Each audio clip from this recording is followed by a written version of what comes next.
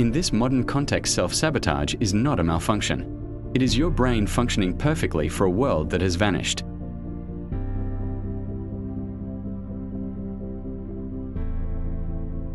And this mismatch distorts your entire value system. It generates a cognitive distortion called temporal discounting. Your brain is physically incapable of feeling the weight of the future. It aggressively devalues anything that is not occurring in this exact second. And the gasoline on this fire. It is a chemical you know by name but likely misunderstand entirely.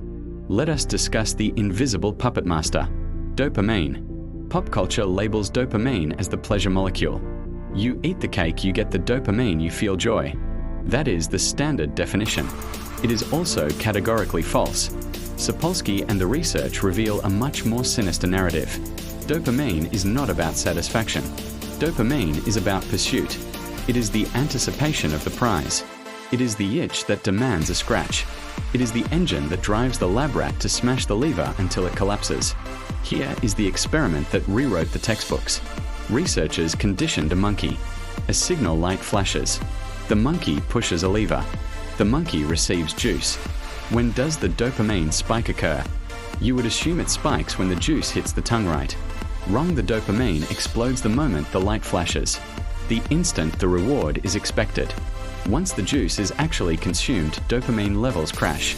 This explains why you can doom scroll through short-form videos for 3 hours searching for laugh. You are not having fun. You are actually clinically depressed in that moment. But you cannot cease the motion. Why? Because your dopamine circuits are screaming at you. The next video might be the one. The next one gives us the hit. This is known as reward prediction error. The element of uncertainty locks you in a cage. And here is how it obliterates your success. Dopamine is prejudiced toward the immediate. Your brain takes a massive reward that is distant, like becoming a millionaire in 5 years, and slashes its dopamine value to near zero. It is too theoretical. It is too far away. Simultaneously, it takes a tiny reward that is available right now, a sugary snack, a text message, a video game victory, and inflates its value to the moon. A vibration in your pocket now creates a larger chemical reaction than a university degree in 4 years. This is not a discipline issue. This is biological mathematics. The technology giants, the fast food conglomerates, they understand this math. They employ armies of neuroscientists to engineer products that exploit this vulnerability. They are hacking your dopamine loops to keep you trapped in the now. And it gets darker. Neuroplasticity. The more you surrender to the instant hit, the more you wire your brain to require it. You are literally physically reshaping the architecture of your mind to become more impulsive. You are paving a superhighway for self-destruction. Eventually, you do not even make a conscious choice to procrastinate. You just do it. It becomes a reflex action. You are sabotaging on autopilot. So how does the average person attempt to fight this chemical bombardment? They utilize willpower. They try to clench their fists and force their way through. And that is exactly why they collapse. We are culturally obsessed with the grit narrative. The concept that if you just grit your teeth and endure enough pain, you will triumph. We view self-control as a trait of character. Neuroscience says stop that. Willpower is not a virtue. It is a biological fuel source. It is a battery. And your battery is leaking. The prefrontal cortex, your center of discipline, is incredibly expensive to operate. It burns through glucose at a staggering rate. Every single time you engage it, it gets weaker. This phenomenon is called ego depletion. Sapolsky references a terrifying study regarding parole judges. These are serious, impartial professionals sworn to uphold the law. Researchers analyzed over 1,000 rulings. Here is the shocking discovery. If you stood before the judge at 9 a.m. fresh after breakfast, you had a 65% probability of being granted parole. If you stood before that same judge at 11:45 a.m. just before the lunch break, your probability plummeted to nearly 0%. Then after the judge ate lunch, the approval rate skyrocketed back up to 65%. Let that sink in. Justice was not determined by the facts of the crime. It was determined by the glucose levels in the judge's blood. It depended on how exhausted their prefrontal cortex was. When the fuel tank runs dry, the brain defaults to the easy no. It retreats to the primitive system. Now map this onto your daily life. Every time you resist a donut, every time you force focus on a dull spreadsheet, every time you decide what outfit to wear or what show to watch, you are incinerating fuel. By 4 p.m., your tank is bone dry. your metabolic resources are bankrupt. And when the tank is empty, the prefrontal cortex goes offline to conserve power. And who grabs the steering wheel?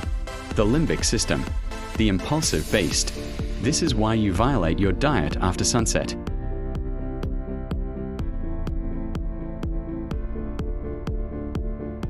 This is why you waste hours on your phone in the evening. This is why you snap at your partner when you are fatigued. It is not because you are a villain. It is because your brain is biologically spent. Decision fatigue is a medical reality. And if you are relying on willpower to reach your destination, you are mathematically guaranteed to fail.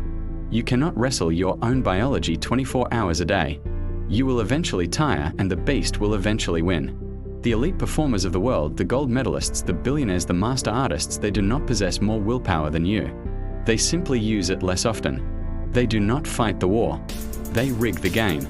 So if your brain is a survival engine, not a success engine, and if willpower is a finite battery, how do you win?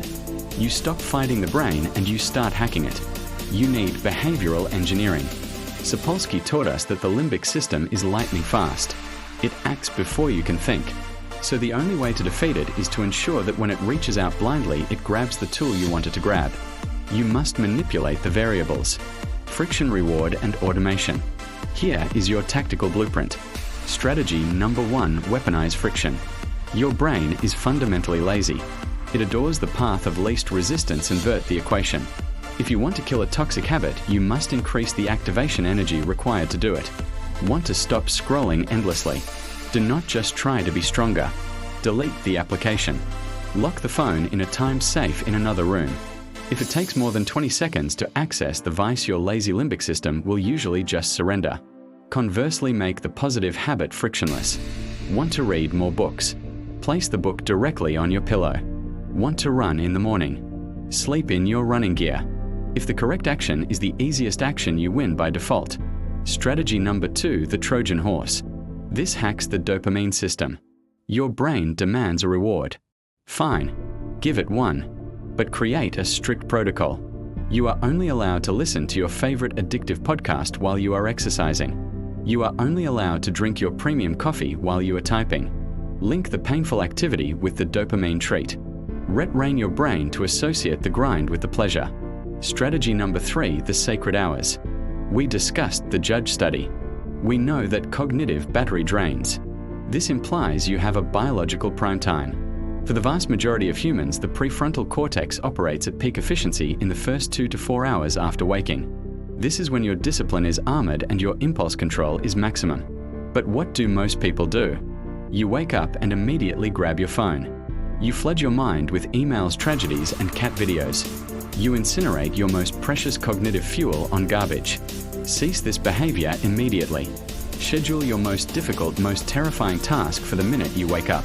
Execute the deep work when your brain is fresh. Do the laundry and answer emails when your brain is fried. Defend the sacred hours with your life. Strategy number 4, algorithmic living. Stop using vague aspirations like I will try to exercise. That is pathetic. Use the logic of computer code. If X, then Y. If it is 7 a.m., then I sit at my desk.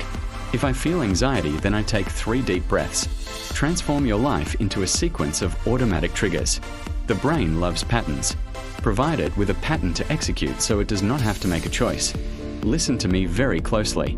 Sapolsky's message is brutal, but it is the most liberating truth you will ever encounter. You will not stop self-sabotaging through motivation. Motivation is a feeling, and feelings are as shifting as the wind. You will not stop it with promises. Promises are fragile against millions of years of evolutionary pressure.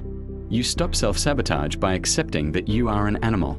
You are a biological machine programmed to survive, escape discomfort, and hoard energy. That is not a defect. It is your hardware. But now you possess the manual. You know the beast is in there. You understand how it thinks. You know what it craves. Do not fight it. Outmaneuver it.